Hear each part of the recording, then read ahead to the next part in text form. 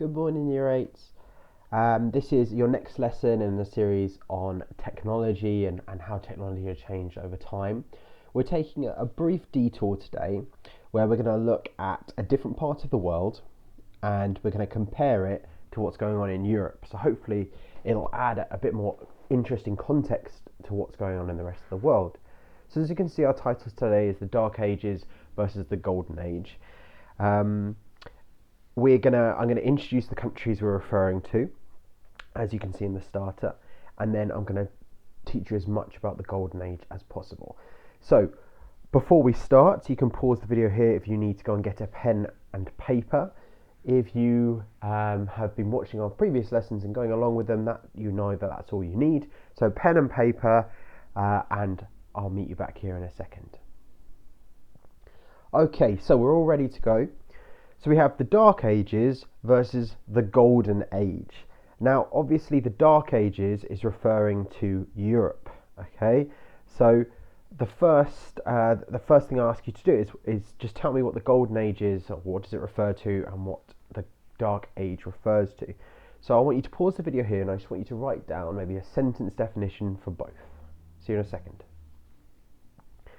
Okay, so I've already said the Dark Ages is to do with Europe. Dark Age is the same as the medieval age or the medieval period in Europe, and it's referred to as the Dark Age because it's a time when technology is almost on the decline, especially since the Romans have left Britain, and it's the period before we get to the Renaissance, which is that rebirth and this huge advance in technology. Now, this is Europe. Europe goes through the Dark Ages. Now, the Golden Age, just the name Golden Age, implies that it's a time of good and prosperity. So things seem to be going very well.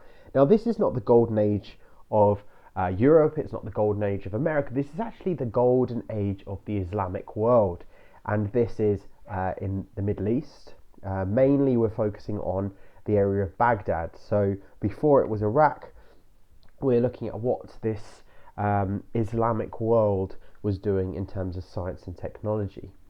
So the recap that we've kind of gone over it, but the recap is the technology during the medieval ages. It was mainly a step back. It was a step down from how advanced it was during the Roman period, and things were not progressing very far. However, at the exact same time, in a different part of the world, science and technology was booming, and that was the leaders in science and technology during the medieval ages was the Islamic world and Islamic scientists. So that's what we're learning about today. We're looking at what the motivations for Islam and science, why science is important to Islam, and then we're going to look at some inventions that were created at the time. So, the Islamic Golden Age then. What I'd like you to do is I'd like you to pause this video. I'd like you to go to the link in the description below, and I want you to watch the clip. As you watch the clip, I want you to make notes on what the Golden Age was, and then I want you to tell me what was important about the Islamic Golden Age. That should take you 10 minutes. So pause the video, click on the link, and I will see you back here shortly. Alright, well done. So that's a very kind of a big overview of what Islamic science was. What we need to do is we need to kind of delve a little closer to look at how religion and science worked together. So why was science so important to the lives of faithful Muslims? And it's exactly the same reasons why it's important today. I'm going to show you some images, and I just want you to jot down some of your ideas.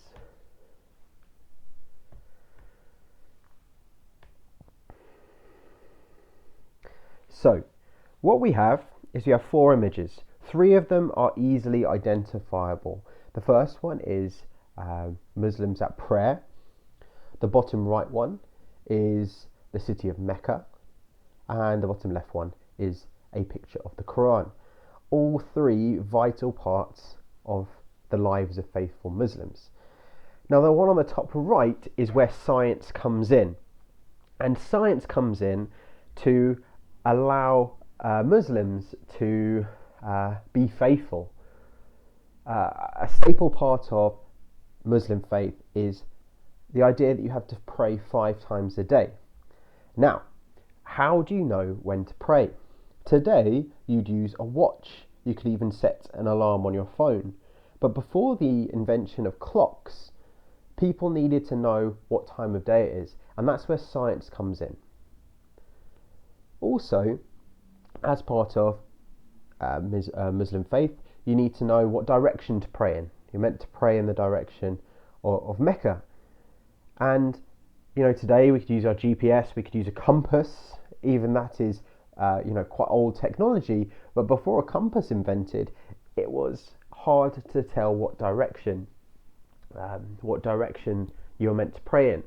So science is important to the lives of faithful Muslims because you need to know when to pray, what time of day it is, and you need to know where and what direction to pray in. And these two things mean that science and religion blend together. The Quran also draws attention to the importance of science. In the book of Sunnah, it says, whoever follows a path of knowledge, Allah will make it easy for him to reach paradise. The angels approve the seeker of knowledge, and everyone in the heavens and on earth prays for the seeker of knowledge, even the fish in the sea. So it's interesting here, almost a direct comparison to the Christianity and religion. There's a battle between Christianity and religion. If you're scientific, it means that you are not religious. If you're religious, it means that you can't be scientific.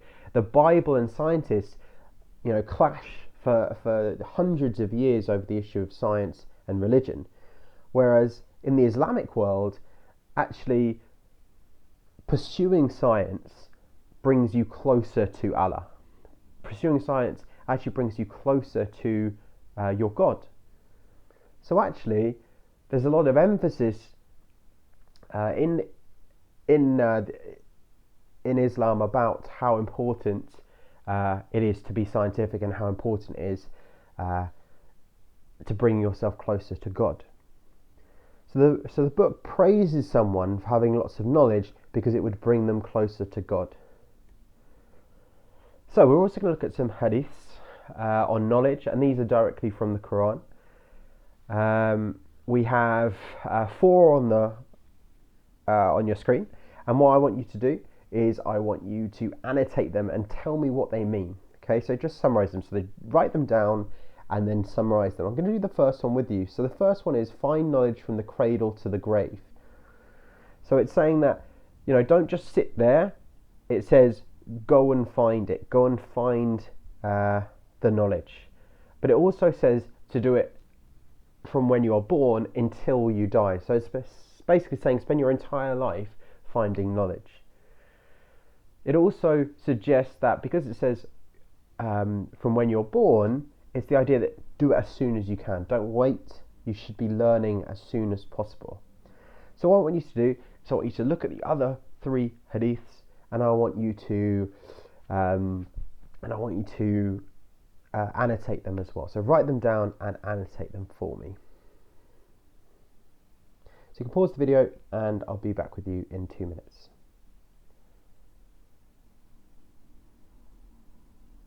So, to summarise then, why was science so important to the lives of faithful Muslims? What we have is we have the Quran tells Muslims to seek knowledge through the hadiths. We've got the book of Sunnah suggesting that the only way to gain access to paradise or heaven was by seeking knowledge. And we know that science was needed to help Muslims work out what time it was to help them pray 5 times a day, and also which direction Mecca was. So those are our 3 main reasons why science is so important to the lives of faithful Muslims. So I want you to use those 3, and I want you to complete these sentences for me. So why was science important to the lives of faithful Muslims? You need to say science is important to the lives of faithful Muslims because, and make a point. I think this because, use some evidence, and then this is important because, and you're linking it back. You need to do 2 paragraphs for me. I want you to pause the video for about 8 minutes, and I want you to complete those 2 paragraphs for me. Okay, so thank you for that. these two paragraphs, I'd like you to make sure you get to your teachers, please. Okay, so you're either getting it to me, Mr. Drew, or Miss Slater. Okay, let's move on. So let's have a look at this quote. It says, "For the Islamic caliphs, political power and scientific knowledge went hand in hand." So a caliph, if you look in our keyword help, a caliph is an emperor, a leader. Okay, so in Europe, it would be a king. In the Islamic world, it's a caliph. So for the Islamic caliphs, political power and scientific knowledge went hand in hand. I'd like you to write down that quote, and I want you to explain what you think the quote means underneath. Pause the video for just 1 or 2 minutes to complete that.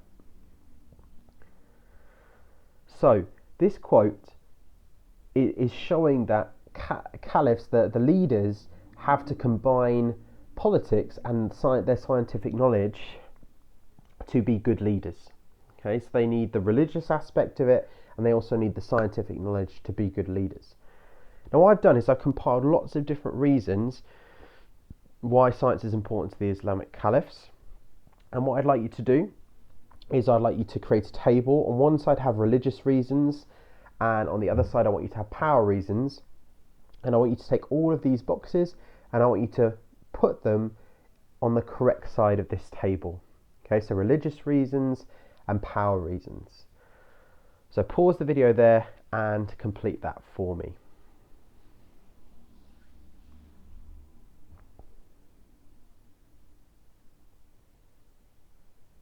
So we've got some straightforward ones, for example, power reasons. They need to be able to navigate around their empire. They need to be able to move around their empire accurately. A uniform language to manage the empire more effectively. Arabic, the words of Allah. So that's power reasons as well, kind of uniting the language so you can communicate with your people. Prophet Muhammad encouraged to seek knowledge, even if it was as far as China. Use science to do this and fulfill words of Allah. So that's a religious reason. Obviously, it's about encouraging people to live lives where they seek knowledge. Knowledge, superiority and power over the other countries that the caliphs rule over. Again, that's power reasons. Convincing others to join their religion is power. Knowledge helps them fulfill their religious duties. There's a good religious reason. So we go back to this quote, and I'd like you to think again about what you think that quote means. And this time I'd like you to use some evidence from your table. Okay, so you've already got the quote in there. What I'd like you to do is I'd like you to, underneath that, I'd like you to explain what the quote means. Come back in 1 minute. Okay, so hopefully that quote means something slightly different to you now. We've looked at some of the reasons. What we're going to do now is we're going to transition to look at some individual inventions. So, Islamic inventions then. I'd like you to follow the instructions on the screen. I want you to pause this video and I want you to click on the link, the second video in the description. You're going to watch the video, and I'd like you to make a list of inventions and their inventors. And then I want you to tell me what was important about these inventions. So pause the video, go off and watch this, and I'll see you in about 10 minutes time. Thank you. So we have a long list of different inventors. You might not have got them all down. What we're going to do is we're going to look at two specific ones that are very important and are ahead of their time between Europe and the Islamic world, the Islamic Empire. And let's start with this one. So pause the video, think about what this object is, what is it for, and what does it have to do with Islam. So pause the video there and come back to me in 2 minutes time. So this is an astrolabe or an astrolabe. It's used for predicting and locating positions of the sun, moon, stars and planets, and it's used to find the time for prayers and find the direction of Mecca. So by using the astrolabe and looking at the positioning of the sun, you can actually tell what time of day it is, and you can also say what direction you're looking in. So this is good for people traveling long distances, getting to where they need to be, and it's also good for Muslims who want to be able to know when to pray and what direction to pray in. So just pause the video. I just want you to write just a few things about what was important about the astrolabe, a really important invention in the Islamic world. So just to give it some European context, at the same time in Europe, most people believed the world was actually flat, and they believed that if you kept walking, you would fall off the side of the world. So very different to the Islamic world in their beliefs. Europeans only began to use the stars hundreds of years after the Islamic kingdoms had done. So the European world is hundreds of years behind the Islamic world. Let's have a look at the second invention. So this is, really links to today, modern times. A computer performs a series of simple steps over and over again very quickly.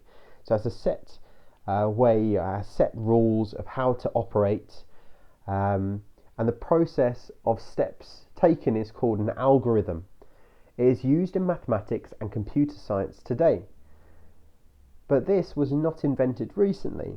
The concept of an algorithm was created in the Islamic world. Algorithm sounds very similar to algebra. And algebra is the invention of this Islamic mind.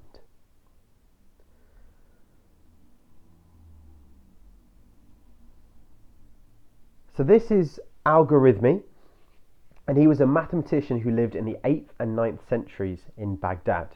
He came up with the idea behind algebra and algorithms that we have used throughout history, learning how to fire cannons, and even today when we're using Google searches.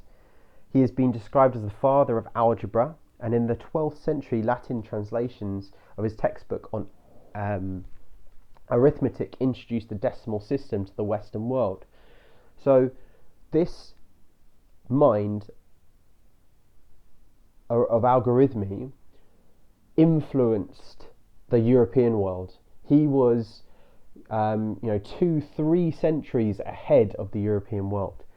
And today, we study algebra in school, and most computer systems run off the ideas, and that's why Algorithmi is referred to as the father of algebra. So we've looked at two specific inventions. We've looked at the invention of the astrolabe and the invention of algebra, which help help us today. And what we're going to do is we're going to move on to the final task. So the final task then, I've got two things for you.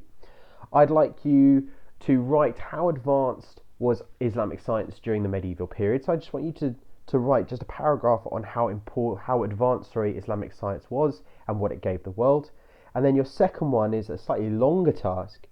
I want you to tell me how much more advanced was Islamic science to European science at this time. So we're going back to this idea of Dark Age versus Golden Age. I want you to use those two words, Dark Age and Golden Age, and I also want you to give it examples of inventions. Some sentence starters there as well. Islamic science during the medieval period was more advanced than European science because, I think this because, and this is important because.